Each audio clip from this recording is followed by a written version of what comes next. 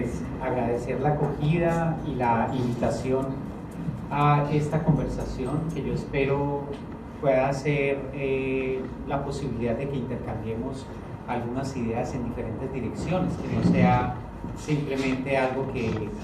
yo pueda plantear hacia ustedes, sino que ustedes también pudieran retroalimentar lo que espero que pudiera ser un punto de conversación interesante. Además de sentirme muy cómodo un viernes con tanta gente a esta hora y no en un bar, entonces pues yo quisiera empezar haciendo algunas sugerencias de cómo podríamos entender conceptualmente el título de la charla y cómo pudiéramos incluso desde esa comprensión conceptual poder potenciar y asumir lo que podríamos entender como desafíos para las políticas culturales. Y tal vez el primer elemento que emerge en el título, que para algunos de ustedes puede ser como interrogador o como problematizador, es la idea de enclave descolonizadora. Tal vez esa palabra descolonizadora o descolonización puede ser una buena entrada para que pensemos en otros términos y de pronto con otros ojos la idea de políticas culturales. Seguramente algunos de ustedes ha tenido la posibilidad de conocer que la idea de descolonización o de decolonización es una idea que ha estado planteada durante las últimas décadas en la teoría social contemporánea.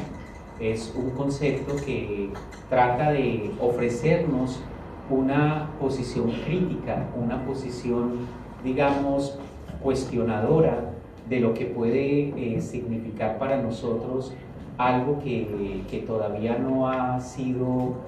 superado. Muchos considerarían que el colonialismo es una cosa que pasó hace 300, 200, 50 años y que hoy, si alguna cosa definiera nuestro mundo, es precisamente que es un mundo distinto, totalmente distinto de ese mundo donde el colonialismo fue como un elemento ordenante entre diferentes poblaciones, entre diferentes territorios, pero precisamente lo que se ha venido trabajando fuertemente en la teoría social contemporánea es invitarnos a pensar cómo esa experiencia del colonialismo es constitutiva de nuestro presente, cómo nuestro presente, nuestra manera de comprendernos, nuestra manera de experimentarnos, nuestra manera de pensar incluso las categorías y la manera en la que nosotros miramos el mundo, literalmente cómo lo miramos, la perspectiva que tenemos sobre el mundo es algo que está muy troquelado, muy atravesado por un conjunto de improntas, por un conjunto de herencias, por un conjunto de efectos que podemos encontrar en el colonialismo como uno de los referentes o de los momentos importantes. Entonces, lo que esta teoría social nos invita a pensar desde diferentes marcos es que el colonialismo no ha pasado como muchos de nosotros a veces consideramos, sino que el colonialismo hace parte fundamental de nuestro presente y hace parte de nuestro presente, como les decía, en términos de que es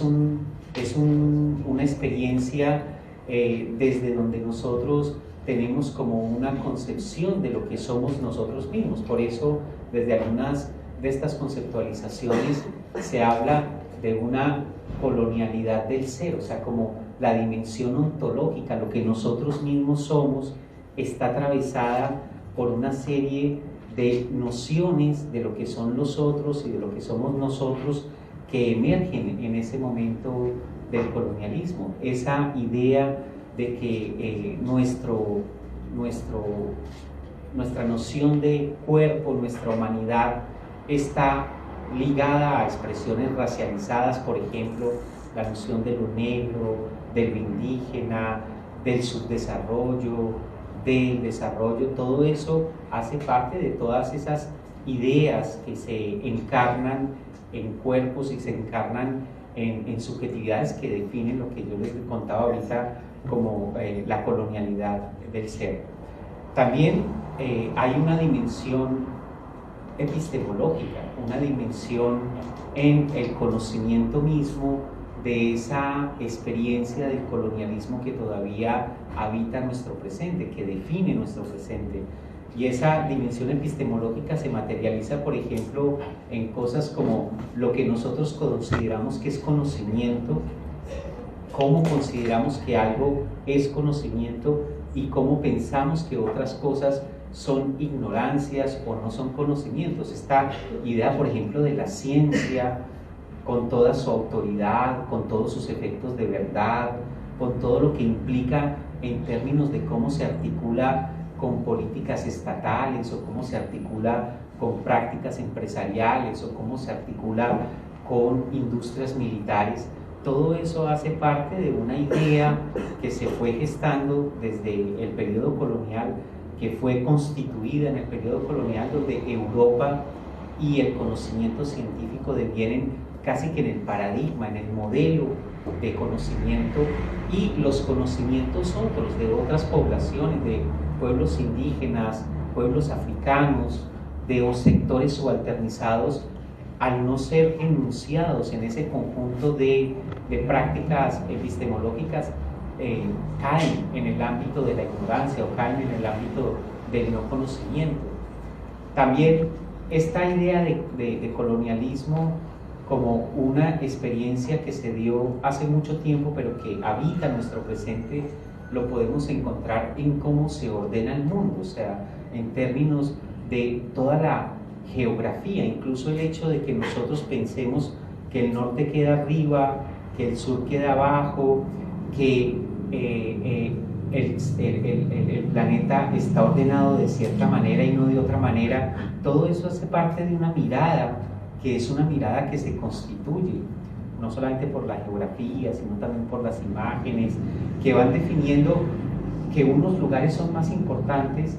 que unos espacios son más valorados que otros, y todo eso ordena una idea del espacio y de la imagen que hace parte de una impronta colonial, de una experiencia colonial que todavía constituye nuestro presente. Entonces,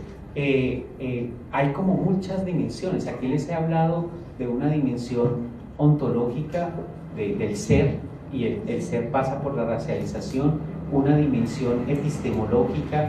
que es un asunto que tiene que ver con el conocimiento, el ordenamiento de los conocimientos, y también he hablado de una dimensión, no sé, geográfica, que se expresa en mapas, que podríamos ubicar como una geopolítica, como una manera de que hay unos lugares más importantes y otros lugares menos importantes, unos lugares centrados y unos lugares hechos periferias. Entonces todo eso hace parte de una serie de estudios, de trabajo que alguna gente ha denominado teoría postcolonial o estudios postcoloniales, y desde otros lugares se ha denominado como el giro de colonial, o como, no sé, como la lectura o el grupo de modernidad-colonialidad. Eso ha sido trabajado a partir de un punto central, estas dos elaboraciones conceptuales, una que surge en los años 90 en diferentes contextos no sé, de ciertos lugares en el mundo, otra más hacia los 2000 en otros contextos. Esto ha sido gestado a partir de un par de nociones que son fundamentales. Una, de que la manera como nosotros entendemos la modernidad, como entendemos a Occidente y como entendemos a Europa, es una manera que está profundamente viciada, profundamente marcada por un desconocimiento de cómo esa Europa, ese Occidente, esa modernidad no pueden ser entendidas por fuera de las relaciones o de los componentes o de los personajes o de los espacios que han sido excluidos, que han sido puestos a un lado o a un margen de esa Europa, de ese Occidente y de esa modernidad. Eso ha sido trabajado entonces con el planteamiento mismo de que uno no puede entender la modernidad a Europa y a Occidente simplemente como un término separado de lo que ha quedado por fuera, lo que ha producido como Occidente y el resto. Y ustedes saben, con autores pues, que están desde hace mucho tiempo, ustedes saben, por ejemplo, que esto implica toda una crítica a esos relatos, a esas narraciones celebracionistas de la modernidad, que desconocen que la modernidad fue producida con base en la esclavización de mucha gente. O sea, el hecho de que, por ejemplo, en Europa se haya producido un movimiento como el de la Ilustración, eso es posible porque al mismo tiempo y desde mucho antes se dieron procesos de esclavización y de genocidio. O sea, las condiciones de posibilidad de la Ilustración, las condiciones de posibilidad de las ideas de Estado, de ciudadano, las instituciones que la modernidad considera fundamentales, la idea misma de razón, todo eso se produce en un contexto del mundo donde hay esclavización, donde hay genocidio, donde muchas cosas que están enunciadas como algo valioso y productivo se basan en la sangre, se basan en la violencia. O sea, la modernidad, desde estas perspectivas, la modernidad no hay que verla simplemente como un relato de cosas de progreso, de luz, de iluminación, sino ver el lado oscuro, la parte que no se deja ver usualmente con esos relatos de la modernidad o de Occidente o de Europa como elementos simplemente positivos. La idea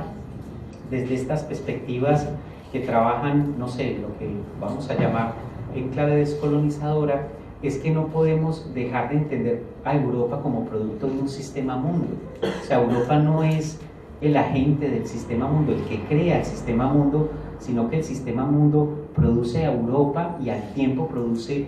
a la no Europa. Y esa relación de Europa y no Europa está planteada en una relación de jerarquía y muchas veces de sometimiento, mientras en un lado se discutía lo de los derechos del hombre, por ejemplo, en esos términos, ¿sí? Ni siquiera de la mujer, de los derechos del hombre. En otros lados había un proceso de esclavización o de genocidio. Entonces, este es uno de los elementos fundamentales para pensar esto de clave descolonizadora, la idea de que no podemos entender de manera separada a Europa, a Occidente o a la modernidad de los procesos que constituyen a esas entidades. Así, por ejemplo, para dar un insumo concreto, hay autores que argumentan, por ejemplo, que la Revolución Francesa, que es como el ícono de la modernidad, como la cuestión máxima en términos políticos, no hubiera sido posible sin la Revolución Haitiana. Es más, que la Revolución Haitiana es no solamente llevar a sus lógicas consecuencias, lo que los franceses no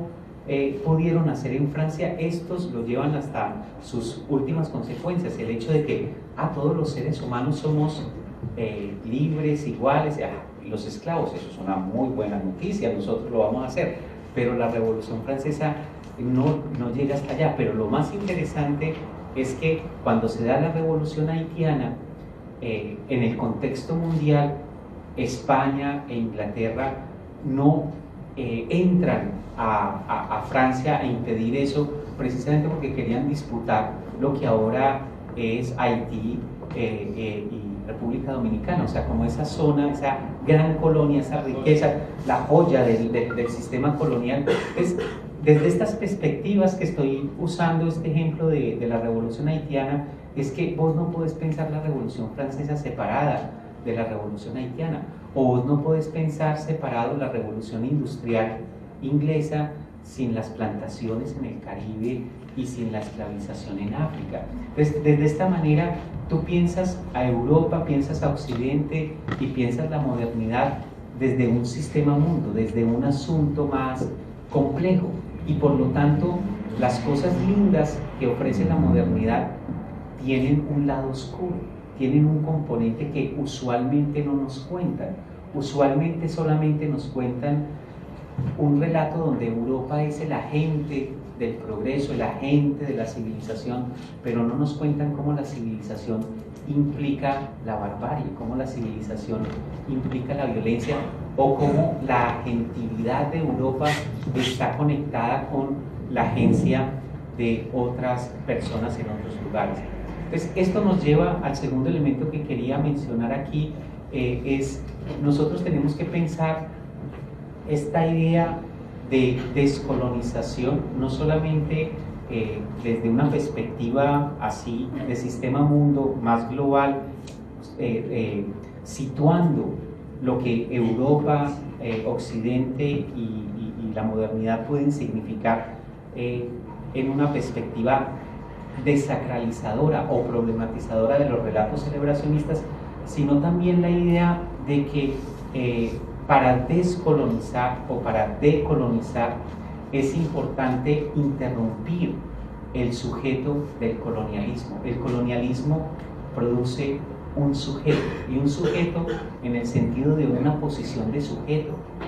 o sea, de un lugar, y el lugar de la posición de sujeto del colonialismo es precisamente aquel que es definido por otro lugar y por otra persona, por otra mirada, aquel que es definido por la mirada del amo, aquel que es definido por otro lugar. La metrópoli es la que define esa posición de sujeto del sujeto del colonialismo, pero también esa idea del sujeto del colonialismo implica unos procesos de subjetivación. O sea, el colonialismo,